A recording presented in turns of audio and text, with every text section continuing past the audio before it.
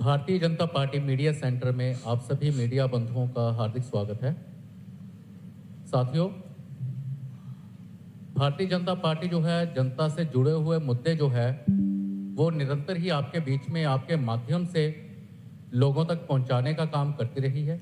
इस समय चुनावी दौर में बहुत सारे मुद्दे ऐसे हैं जो कि बिना आपकी सहायता से जनता के सामने हम उन मुद्दों को उजागर नहीं कर पाएंगे।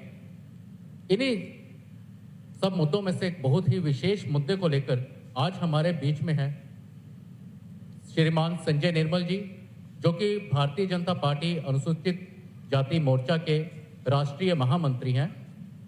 उनके साथ में है बिल्कुल मेरे साथ बैठे हुए श्रीमान नीलम लंगे जी, जो कि हमारे अनुसूचित जाति मोर्चा के प्रदेश अध्यक्ष हैं और पूर्व में एमएलए रहे हैं। एकदम बाईं तरफ हैं श्रीमान आदर्श जठियार जी, जो कि अनुसूचित जाति मोर्चा के प्रदेश महामंत्री हैं। अभी मैं दरख्वास्त करूंगा श्री संजय निर्मल जी से कि वो आपके समक्ष जनता के लिए अपनी बात रखें। धन्यवाद। सभी मीडिया के बंधु हैं उनको मैं नमस्कार करता हूं। बंधु, आज बहुत ही विशेष महत्वपूर्ण मुद्दे पर हम सब आपके सामने उपस्थित हुए हैं, क्योंकि आपके माध्यम से ही जनता के बीच में जो भी बातें होती हैं वो पहुंचती हैं, और मुझे पूर्ण विश्वास है कि इस महत्वपूर्ण बिंदु पर विषय को हम जनता तक पहुंचाने में सफल होंगे। बंधुओं, कांग्रेस सदैव ही हमेशा आरक्षण के विरोध में रही है और संविधान के जो निर्माता हैं बाबा साहब डॉक्टर भीमराव अंबेडकर, उनके भी विरोधी रही हैं। इसका पूरी तरह से इतिहास में पूरी तरह से वर्णित है। अभी हाल में ही हमने देखा है कि राहुल गांधी, जो कि विपक्ष के नेता हैं, उन्होंने विदेशी भूमि से वहां कहा कि हम आरक्षण हटा देंगे। ऐसी घृणित निंदनीय बात उन्होंने विदेशी भूमि से कही है, जो कि अनुसूचित जाति वर्ग को नागवार है। अनुसूचित जाति मोर्चा भारतीय जनता पार्टी का, जो कि अनुसूचित जाति वर्ग के हित के लिए काम करता है, हम इसका विरोध करते हैं। आज पूरे देश के अंदर सभी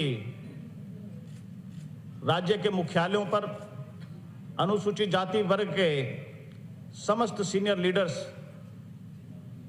पत्रकार वार्ता कर रहे हैं, धरना प्रदर्शन कर रहे हैं और प्रबुद्ध नागरिकों के साथ में बैठक कर कर अपनी बातें वहां तक पहुंचा रहे हैं। राहुल गांधी जी और जो उनका परिवार, नेहरू परिवार है, कांग्रेस का परिवार, ये हमेशा से ही आरक्षण के विरोध में रहा है। कांग्रेस पार्टी ने 57 वर्षों तक देश पर शासन किया, लेकिन उन्होंने अपने राजनीतिक उद्देश्यों को साधने के लिए हमेशा संवैधानिक प्रक्रियाओं का जो दुरुपयोग किया है, सामाजिक जो उद्देश्य हैं उनकी उपेक्षा की है। कांग्रेस ने कभी भी संविधान के मूलभूत आरक्षण सिद्धांतों को सही भावना और रूप में लागू करने की जो राजनीतिक इच्छा शक्ति कभी नहीं दिखाई है। इसका उदाहरण सीधा सीधा हम बताने वाले हैं कि पूर्व प्रधानमंत्री पंडित जवाहरलाल नेहरू जी, उन्होंने अपने कार्यकाल में 1956 में पिछड़े वर्गों को आरक्षण देने की जो काका कालेलकर रिपोर्ट थी उसको खारिज कर दिया था पूरी तरह से कि हम इसको नहीं मानेंगे। और उन्होंने 1961 में, उसके बाद में नेहरू जी ने उस समय के तत्कालीन मुख्यमंत्रियों को पत्र लिखा कि आरक्षण से अक्षमता आती है और दोयम दर्जे का, दूसरे दर्जे का मानक प्राप्त होता है, पैदा होता है। ये कहां की सोच है, जहां बाबा साहब डॉक्टर भीमराव अंबेडकर अनुसूचित जाति वर्ग को उसके उत्थान के लिए आरक्षण को लेकर आए थे। संविधान में अमेंडमेंट संविधान सभा ने किया, बाबा साहब अंबेडकर जी ने किया, उसको एक दोयम दर्जे का उन्होंने बताया। नेहरू जी ने इसके पश्चात आप देखिए कि अंबेडकर जी के राजनीतिक सामाजिक जीवन को उनको समाप्त करने का षड्यंत्र उन्होंने चाहा। 1952 में लोकसभा चुनावों में और 1954 के लोकसभा चुनाव में उपचुनाव में डॉक्टर अंबेडकर जी को उन्होंने हराने का पाप किया और उनको संसद में नहीं पहुंचने दिया, संविधान निर्माता को संसद में नहीं पहुंचने दिया।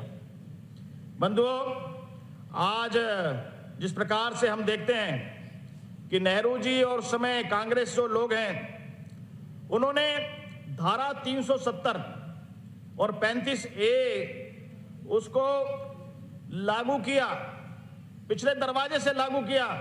आज उसी धारा 370 और 35A को समाप्त करके जम्मू कश्मीर के अनुसूचित जाति वर्ग को 70 वर्ष बाद सामाजिक न्याय और उनको सम्मान देने का काम जो है प्रधानमंत्री श्री नरेंद्र मोदी जी ने किया है। अनुसूचित जाति वर्ग उनका बहुत बहुत धन्यवाद करता है। अब नेहरू जी के बाद में यहां पर बात रुकी नहीं, उनके पश्चात उन्हीं के ही परिवार की पूर्व प्रधानमंत्री श्रीमती इंदिरा गांधी जी, उन्होंने 1975 के अंदर आपातकाल लगाकर संविधान की आत्मा को कुचला था। यहां तक वो रुकी नहीं और इंदिरा गांधी जी ने मंडल आयोग, ओबीसी वर्ग के लिए मंडल आयोग की रिपोर्ट को ठंडे बस्ते में डालकर ओबीसी आरक्षण के अंदर देरी की। बंधुओं, 1966 से 1977 तक संविधान के अंदर 25 बार संशोधन हुआ। उन्होंने किया संशोधन, क्या आवश्यकता थी? प्रियम्बल के अंदर संशोधन किया, संविधान के मूल भावना का जो प्रियम्बल है उसमें संशोधन किए उन्होंने। 42वें संशोधन में 41 अनुच्छेद में संशोधन, 11 नए अनुच्छेद जोड़े गए। 2014 के बाद मोदी जी के कार्यकाल में संविधान में केवल 8 बार संशोधन हुआ है, केवल 8 बार, और ये भी अनुसूचित जाति, अनुसूचित जनजाति और पिछड़े वर्गों के हितों को ध्यान में रखकर संशोधन हुए हैं। जो हित हैं वो हित इन वर्गों से जुड़े हुए हैं, इनके उत्थान से जुड़े हुए हैं, और ये बात करते हैं कांग्रेस और कांग्रेस के नेता राहुल गांधी।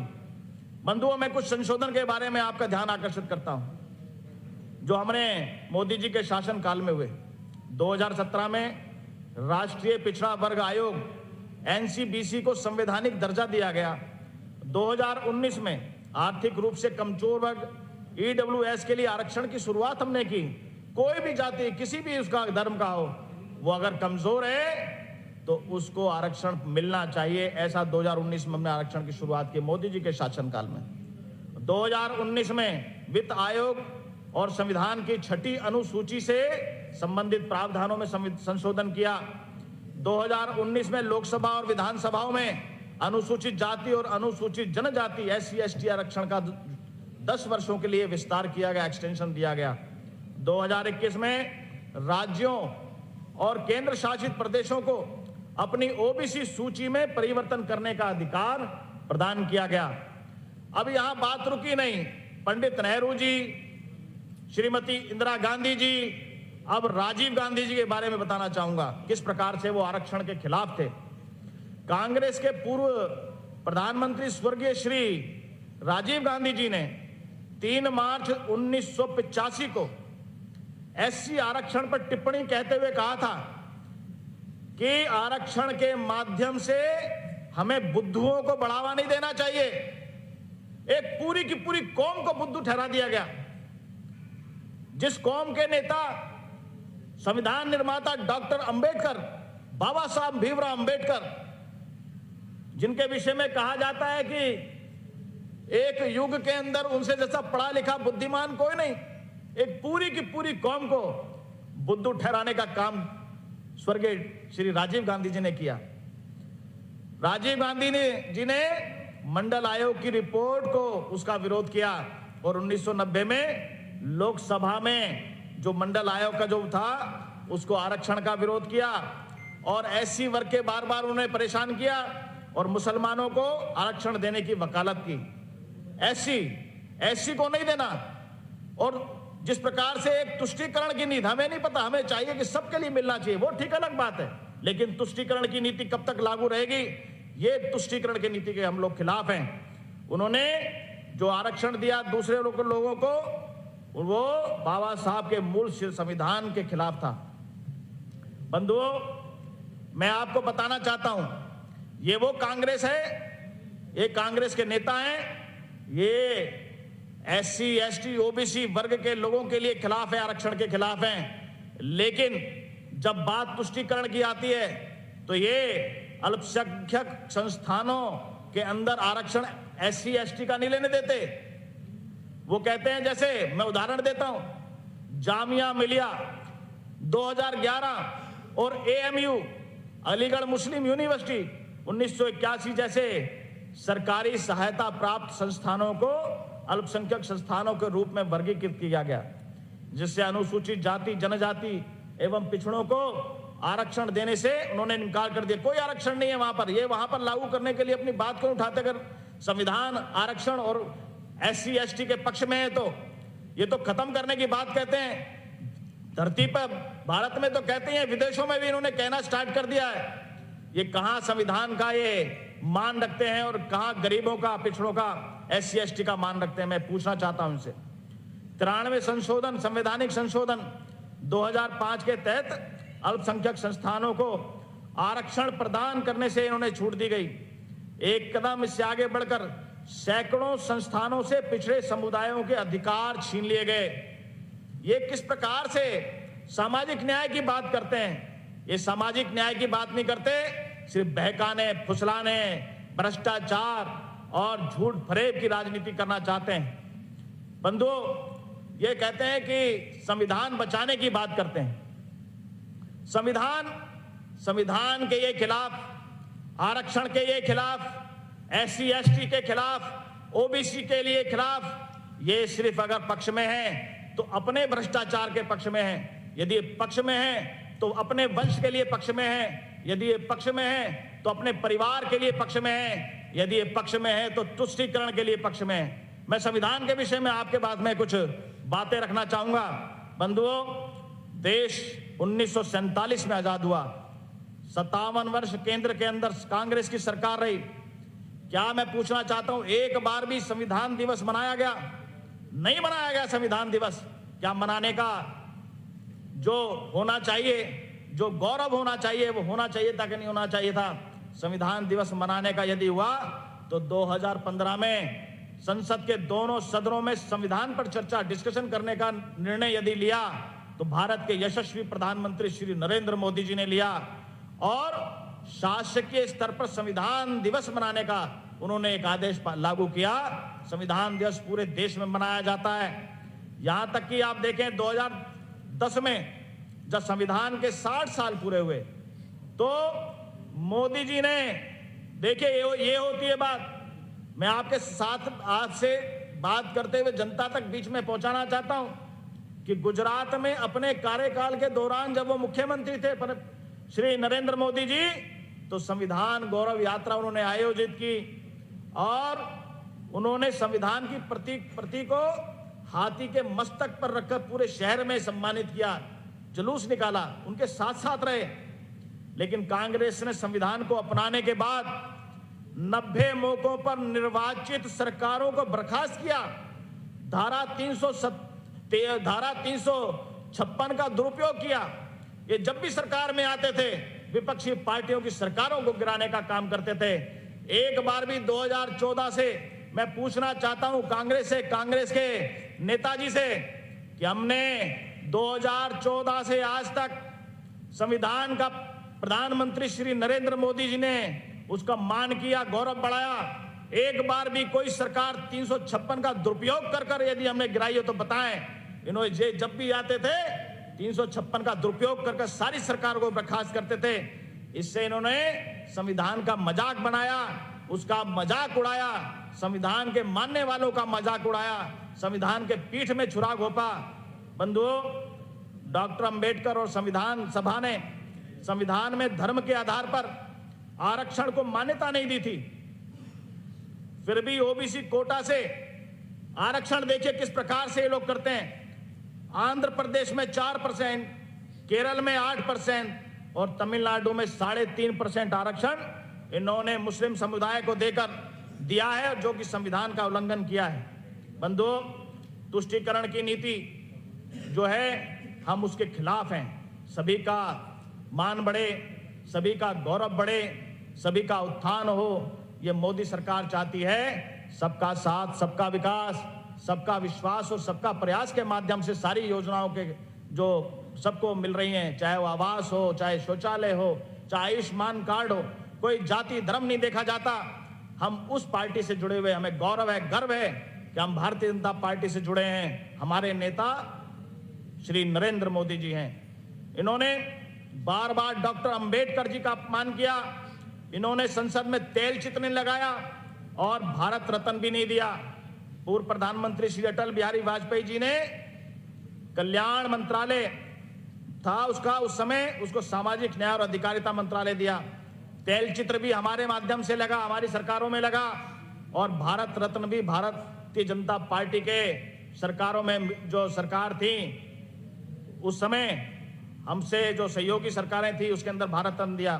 बंधुओं, एक असमान समाज में जहां अनुसूचित जाति, अनुसूचित जनजाति और पिछड़ा वर्ग अभी भी ऐतिहासिक अक्षमताओं से पीड़ित है, बहुत सामाजिक, आर्थिक, अनेक प्रकार की अक्षमताएं हैं, उससे पीड़ित है, उबरने का काम कर रहे हैं। और भाजपा की सरकार, चाहे वो केंद्र की हो, जहां भाजपा की राज्य सरकार है, वो इसके अंदर आगे बढ़ाने का काम कर रही है। वे चाहते हैं, ऐसी वर्ग चाहता है कि वह सामाजिक न्याय और उनका सशक्तिकरण हो, ना कि केवल कल्याण से काम नहीं चलेगा। उनको योजनाएं उन तक पहुंचे, चाहे वो किसी भी माध्यम से पहुंचे, और वो मोदी सरकार दे रही है। बंधुओं, बाबा साहब के से जुड़े हुए तीर्थ स्थल, जिसे पंच तीर्थ का नाम दिया, चाहे वो जन्म स्थल हो, चाहे वो शिक्षा भूमि हो, जहां पर उनका जन्म महू में हुआ, लंदन में शिक्षा 10 हेनरीज रोड, वहां नागपुर में दीक्षा भूमि, दिल्ली में 26 अलीपुर रोड पर परिनिर्वाण जो स्थल है, और जहां उनका अंतिम संस्कार हुआ मुंबई में चैत्य भूमि वहां शामिल है। वहां आप देखें कि इंदु मील, वहां पर उसको खरीद कर वहां पर विश्व की सबसे ऊंची मूर्ति लगाने का काम, वहां पर बाबा साहब अम्बेडकर जी का मूर्ति लगाने का काम चल रहा है।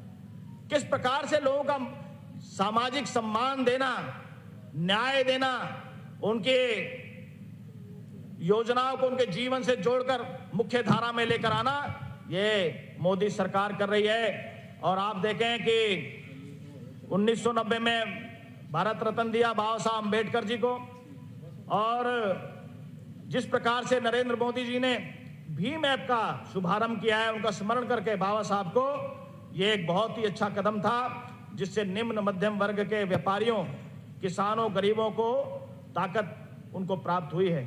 और आज डिजिटलाइजेशन जिस प्रकार से हुआ है वो भीम ऐप के जरिए हुआ है, ये हमें बड़ा गौरव है। कांग्रेस ने 57 वर्षों तक देश में शासन किया, लेकिन नागरिकों को बिजली, पानी, बैंक खाते, शौचालय, घर आदि जैसी बुनियादी सेवाएं प्रदान नहीं की गई थी। हमारी भाजपा की सरकार ने पिछले 10 वर्षों में बाबा साहब के सामाजिक और आर्थिक लोकतंत्र के दृष्टिकोण को पूरा करने का प्रयास किया है। प्रधानमंत्री मोदी जी कहते हैं भारतीय संविधान हमारे लिए राष्ट्र ग्रंथ है, और उन्होंने ये भी कहा ये खत्म होने की बात करते हैं, खत्म करेंगे राहुल गांधी जी, इनके पूर्वज कांग्रेस पार्टी, यहां तक इनके जो इंडिया अलायंस है, वो सब इस प्रकार से आरक्षण को समाप्त करने का काम करने के लिए बातें करते हैं। लेकिन प्रधानमंत्री मोदी जी कहते हैं कि मेरे रहते संविधान और आरक्षण को एक भी खरोंच नहीं आएगी। उन्होंने ये भी कहा है कि कांग्रेस के लिए संविधान राजनीतिक साधन हो सकता है, लेकिन हमारे लिए संविधान श्रद्धा और आस्था का केंद्र है। बंधुओं, इसी प्रकार से जम्मू कश्मीर में यदि शांति, स्थिरता और विकास आएगा तो मोदी जी पर और भारतीय जनता पार्टी के कारण आएगा, और भारतीय जनता पार्टी और मोदी जी पर यहाँ की जनता, इस पूरे प्रदेश का विश्वास है।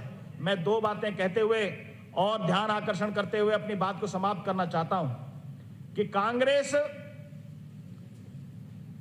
जो उनके साथ में जो गठबंधन में है, आप देखें जो उनके साथ में है एनसी, वो 7 दशकों से जम्मू कश्मीर में अनुसूचित जातियों, एससी समाज, अनुसूचित जनजातियों और पिछड़े वर्ग ओबीसी का अधिकार को वंचित रखने का पाप करने का कोशिश में है, और उन्होंने किया भी। धारा 370 के निरस्त होने के बाद ही जो अनुसूचित जाति वर्ग के लोगों को आरक्षण मिल पाया है। अब वो फिर दोबारा से एक मिलकर धारा 370 को समाप्त करके यहां पर एससी और जो पिछड़े वर्ग हैं, एससी एसटी, उनके आरक्षण को समाप्त करने का काम करने वाले हैं। उनके मंसूबे पूरी तरह से फेल हो जाएंगे। और मैं आपको एक बात और बताना चाहता हूं कि बंधुओं, पाकिस्तान के रक्षा मंत्री भी उनके साथ मिल गए। ये कहां तक जाएंगे? जब ये बात करते हैं तो विदेशी धरती पर जो भारत के दुश्मन हैं वो उनके पक्ष में बयान देते हैं। क्या ये आपसी समझौता तो नहीं? ये लोग, राहुल गांधी और इंडिया अलायंस के लोग, ये किन की बात रखकर आगे बढ़ाना चाहते हैं? जब ये सरकारों में आएंगे तो अनुसूचित जाति वर्ग, अनुसूचित जनजाति वर्ग, ओबीसी का क्या हाल होने वाला है, मैं आपको ये क्या बताऊं आप सबके सामने, जो हमने पुराने समय से देखा है। बंधुओं, आप सबके माध्यम से मैंने ये बातें रखी हैं। आपको ये कहना चाहता हूं कि राहुल गांधी जी ना तो संविधान को उन्होंने पढ़ा है, ना उन्होंने बाबा साहब डॉक्टर भीमराव अंबेडकर को उन्होंने पढ़ा है, ना वो संविधान को जानते हैं, ना बाबा साहब अंबेडकर जी को जानते हैं। यदि वो जानते होते तो आरक्षण को समाप्त करने की बात नहीं करते। मैं कहना चाहता हूं, इस छलावे और झूठ की राजनीति से उनको बाज आना चाहिए और एनसी और कांग्रेस से गठबंधन को यहां की जनता वो जवाब देगी इन चुनावों में, और भारतीय जनता पार्टी की सरकार लाएगी। भारतीय जनता पार्टी की सरकार सामाजिक न्याय को प्राथमिकता देती है। गरीबों, दलितों, वंचितों, पीड़ितों को उनको जन कल्याणकारी योजनाओं, नीतियों से उत्थान का कार्य करती है। भाजपा सरकारें हमेशा कल्याण का काम करती हैं। एससी, एसटी, ओबीसी के साथ में उनका साथ है। मैं आपसे माध्यम से मैंने यहाँ बातें अपनी रखी हैं। मुझे पूर्ण भरोसा है आप हमें अपना समर्थन देते हुए ये बातें जनता तक पहुँचाने का आपके माध्यम से पहुँचेंगी। मैं आप सबका बहुत बहुत धन्यवाद करता हूँ। सर, एक मेरा प्रश्न है, आप अभी बता रहे थे कि कांग्रेस और एनसी का गठबंधन जो है अगर ये आ गया तो एससी, एसटी और ओबीसी जो अधिकारों का उनका हनन होगा। वहीं अगर हम कांग्रेस का मैनिफेस्टो पढ़ें तो उसमें उन्होंने लिखा है कि वो ओबीसी को पर्याप्त प्रतिनिधित्व देंगे जम्मू कश्मीर में भारतीय संविधान के मुताबिक अगर उनकी सरकार आती है। यही बात भारतीय जनता पार्टी करती है और यही कांग्रेस भी कर रही है। कहीं ना कहीं ये बहुत बड़ा मुद्दा है जो सब पार्टी जिसके बारे में सोच रहे हो। आप भाजपा को किस तरह से बाकियों से अलग देखते हैं इसमें? बिल्कुल, धारा 370 जब थी, 35 से था, तो वाल्मीकि समुदाय एससी वर्ग का आरक्षण उस समय क्यों नहीं मिलता था? वाल्मीकि समुदाय का व्यक्ति यदि डॉक्टर बन जाए, इंजीनियर बन जाए, तो क्या उसको वो वहां पर आरक्षण प्राप्त होता था? उसको वही काम करना पड़ता था जो उसके खिलाफ था। यही तो बातें हैं। ये धारा 370 को फिर दोबारा बहाल कर अनुसूचित जाति वर्ग के खिलाफ काम करने वाले हैं, गरीबों के खिलाफ काम करने वाले हैं। उनके जो एक जीवन का खुला जीवन, जो उनको सामाजिक न्याय उनको मिलना चाहिए, खुले परिवेश में जो वो चाहें वो कर सकें, ऐसा वो अधिकार छीनना चाहते हैं। हम इसके खिलाफ हैं। सर, मेरा क्वेश्चन है, एक डिमांड उठ रही है जातीय जनगणना करवाने के लिए कि जितनी भी जातीय जो है ओबीसी है, एससी है, एसटी है, उनकी भागीदारी के लिए ये जातीय जनगणना की बड़े लंबे समय से ये डिमांड है। पार्लियामेंट में भी इसके ऊपर कहा कि मोदी सरकार, जो मौजूदा सरकार है, एनडीए सरकार है, उसके ऊपर बात नहीं कर रही। क्या कहेंगे इसके ऊपर आप? बाबा साहब डॉक्टर भीमराव अंबेडकर जातियों के खिलाफ थे। वो जाति तोड़ने की बात करते थे। एक समय में जब अंग्रेजों का जमाना था तो उन्होंने फूट डालो और राज करो की नीति अपनाई थी। वो भी जातिगत सिस्टम से अपनाई थी। आज वही जातिगत सिस्टम को जातिगत सर्वे के माध्यम से, हम ये नहीं कहते सर्वे नहीं होना चाहिए, तो कांग्रेस ने जातिगत सर्वे क्यों नहीं स्टार्ट करा? मेरी बात चाहिए कि नहीं होनी चाहिए? हमने उसको माना है होनी चाहिए, लेकिन उसका उद्देश्य अगर सकारात्मक है, जन कल्याण के लिए है, योजनाओं के लिए है, तो ठीक है। लेकिन ये अपनी राजनीति के लिए उस प्रकार से लाना चाहते हैं। मोदी जी ने कहा है कि 4 जातियां हैं, युवा, गरीब, किसान और अपने जो है गरीब, युवा, किसान और महिला, ये 4 जातियां हैं। 4 जातियां मानकर क्या महिला के अंदर अनुसूचित जाति वर्ग नहीं है क्या? युवा के अंदर अनुसूचित जाति वर्ग नहीं है क्या? SC ST OBC नहीं है क्या? किसान में नहीं है क्या? हम ये जातिगत सिस्टम से लाकर राजनीति, अपने वोट बैंक की राजनीति करना चाहते हैं। हम जातिगत सिस्टम से इन चारों जातियों में बांटते हुए कि किसान, महिला और युवा और गरीब, जन कल्याण के लिए हम चाहते हैं। मेरे आप कहने का मतलब है ST SC SC और OBC कोई एक जाति गणना में नहीं आते हैं? आते हैं, मैंने बताया ना, आते हैं, लेकिन अगर वो सकारात्मक रूप से अगर जातिगत करना चाहते हैं तो करें, हमें उसमें कोई दो राय नहीं है। लेकिन हम जाति के पक्ष में हैं, सकारात्मक उनके जन कल्याण के लिए। वो राजनीति कर रहे हैं, घटिया राजनीति कर रहे हैं। अगर जातिगत सिस्टम में तो उन्होंने आरक्षण समाप्त करने की बात क्यों की, मैं वो पूछना चाहता हूँ। OBC वाले जो जम्मू कश्मीर के OBC समाज जो है 27% जो है आरक्षण की बात कर रहे हैं। बात कही गई, सिर्फ थोड़ा सा बढ़ाया, वो आज भी वहीं पे कायम है कि हमें 27% जो है रिजर्वेशन देनी चाहिए। जी सर, इसी में ऐड करेंगे, इसमें कई अन्य जातियां थी, उनको OBC में जोड़ दिया गया है, तो उसका किस परिप्रेक्ष्य में देखते हैं? कहाँ जोड़ दिया गया है? बहुत सारी जातियां इसमें। हाँ ठीक है, आप इसके विषय पर जब ये प्रदेश की जो करेंगे उस पर उनसे पूछ लीजिएगा।